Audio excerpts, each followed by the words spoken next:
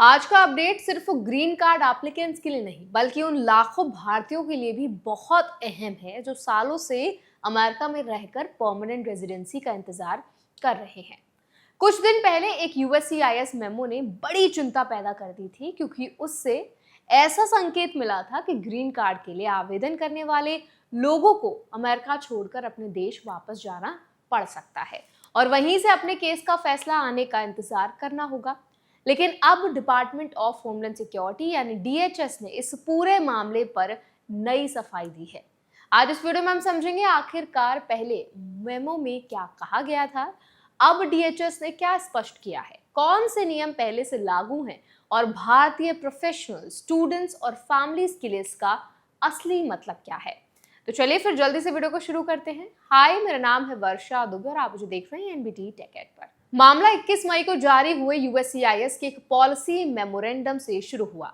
इस मेमो में कहा गया था कि परमानेंट रेजिडेंसी यानी ग्रीन कार्ड मिलना कोई ऑटोमेटिक राइट नहीं बल्कि एक डिस्क्रिशनरी बेनिफिट है। साथ ही इसमें यह भी कहा गया था कि कुछ मामलों में एप्लीकेंट्स को एडजस्टमेंट ऑफ स्टेटस की बजाय कॉन्सुलर प्रोसेसिंग के जरिए अपने होम कंट्री से ग्रीन कार्ड प्रोसेस पूरा करना पड़ सकता है। इसी भाषा ने हजारों फॉरेन वर्कर्स और इमिग्रेंट्स के लिए चिंता पैदा कर दी क्योंकि बहुत लोगों ने इसे एक नई पॉलिसी के रूप में देखा। लेकिन अब डीएचएस ने साफ किया है कि कोई नया ब्लैंकेट रूल लागू नहीं किया गया है। डिपार्टमेंट के मुताबिक इमिग्रेशन ऑफिसर्स के पास पहले से ही यह अधिकार मौजूद था कि वो केस बाय केस बेसिस पर फैसले लें कि किसी एप्लीकेंट को अमेरिका के अंदर रहकर ग्रीन कार्ड प्रोसेस पूरा करने दिया जाए या नहीं। डीएचएस का कहना है कि हालिया मेमो सिर्फ अधिकारियों को उनके मौजूदा डिस्क्रिशनरी पावर्स की याद दिलाने के लिए था, ना कि सभी एप्लीकेंट्स पर लागू होने वाला कोई नया आदेश।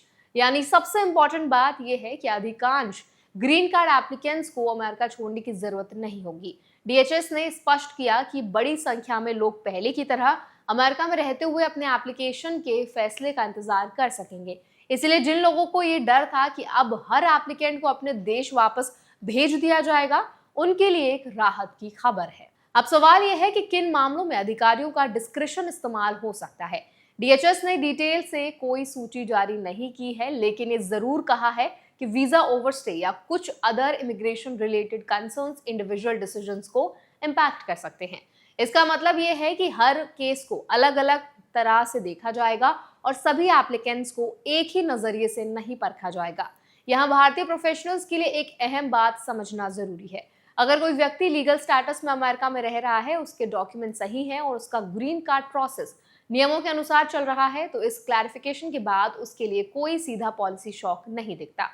हालांकि एक्सपर्ट्स का मानना है कि स्क्रूटिनी पहले से ज्यादा सख्त हो सकती है और ऑफिसर्स इंडिविजुअल केसेस को ज्यादा ध्यान से देख सकते हैं। यूएससीआईएस ने एक और इम्पॉर्टेंट बात कही है। एजेंसी ने इकोनॉमिक बेनिफिट और नेशनल इंटरेस्ट जैसी कैटेगरीज का भी जिक्र किया है।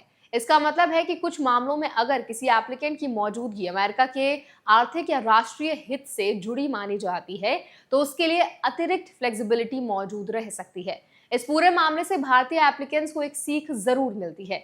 इमिग्रेशन प्रोसेस में किसी भी पॉलिसी अपडेट को सिर्फ हेडलाइंस के आधार पर समझने की बजाय उसके ऑफिशियल क्लैरिफिकेशन का इंतजार करना चाहिए। कई बार शुरुआती लैंग्वेज से अलग तस्वीर बाद में सामने आती है, जैसा कि इस मामले में हुआ। आंकड़ों पर नजर डालें तो 2024 में अमेरिका ने करीब 14 लाख ग्रीन कार्ड्स जारी किए थे। इनमें से लगभग 8.2 lakh applications adjustment of status process के जरिए पूरी हुई थी। यही वो प्रोसेस है जो एलिजिबल एप्लीकेंट्स को अमेरिका के अंदर रहते हुए परमानेंट रेजिडेंसी के लिए आवेदन करने की अनुमति देती है।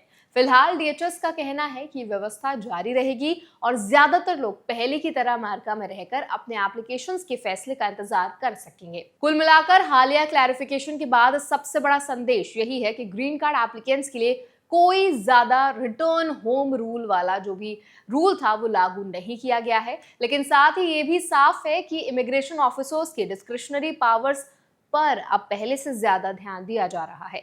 इसीलिए भारतीय प्रोफेशनल स्टूडेंट्स और फैमिलीज के लिए सबसे जरूरी बात यही है कि वो अपना इमिग्रेशन स्टेटस, डॉक्यूमेंटेशन और कंप्लायंस पूरी तरह से मजबूत रखें, क्योंकि आने वाले समय में स्क्रूटिनी का स्तर जरूर बढ़ सकता है। तो आई होप ये वीडियो आपके लिए हेल्पफुल रहा होगा। अब इस पूरे वीडियो पर आपका फीडबैक क्या है, कमेंट्स में जरूर बताएं। ऐसे और वीडियोस के लिए, अपडेट्स के लिए हमारे चैनल एनबीटी टेक एड को भी जरूर सब्सक्राइब करें।